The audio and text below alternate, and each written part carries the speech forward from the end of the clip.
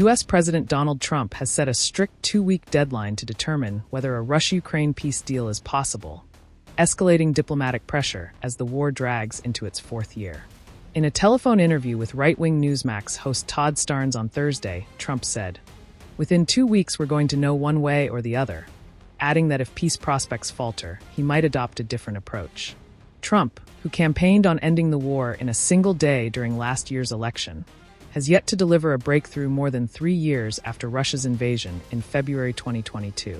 The president's remarks follow his high-profile summit with Russian President Vladimir Putin last Friday in Alaska, which failed to produce a ceasefire and saw Trump drop his push for an immediate truce.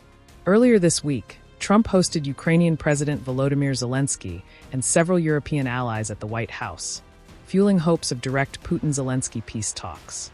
But those hopes dimmed on Thursday when Zelensky accused Russia of avoiding talks altogether, saying Moscow does not want to end the war. Russia, in turn, claimed Ukraine is uninterested in a long-term peace settlement, arguing Kyiv's security demands are fundamentally incompatible with Moscow's terms. Trump's 2-week deadlines are not new. In May, he had issued a similar timeline to assess Putin's sincerity on peace efforts, warning of a different response if no progress was made. Meanwhile, the situation on the ground is worsening. In his evening address Thursday, Zelensky reported a massive overnight Russian attack with 574 drones and 40 missiles targeting Ukraine. While Ukrainian defenses intercepted many of these, some missiles hit civilian infrastructure, including an American-owned household appliance factory in Mukachevo. Zelensky called it a deliberate attack on U.S. investment. Today, the whole day in a number of our regions work had been carried out after the massive nightly Russian attack. There were more than 500 drones, 574, and there were missiles including ballistics, 40 missiles. A large portion of all of that were intercepted by our warriors, and it is notable that we do have such an ability and we have the required means to do it. More than 30 missiles we brought down, and dozens of Shahid drones were destroyed by our interceptors.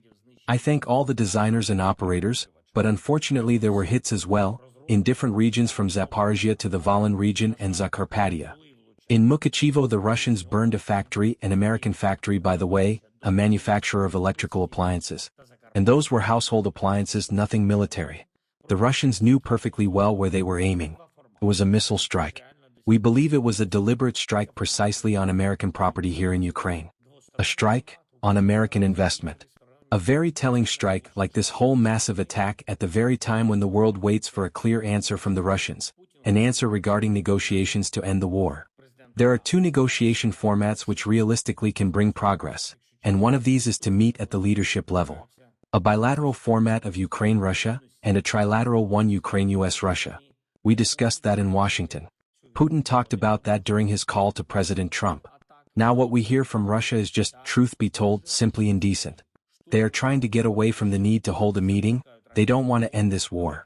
They carry on with massive strikes on Ukraine and very tough assaults on the front line, and even launch missiles on an American company similar to many of other absolutely civilian targets of ours. And very close to EU and NATO borders, by the way. A Russian attack drone ventured into the territory of Poland, and very unpleasant incidents involving drones also took place in Lithuanian territory. All of this is not something, accidental. It is Russian arrogance. We expect a principled reaction from our partners. Розраховуємо, що реакція партнерів буде принциповою.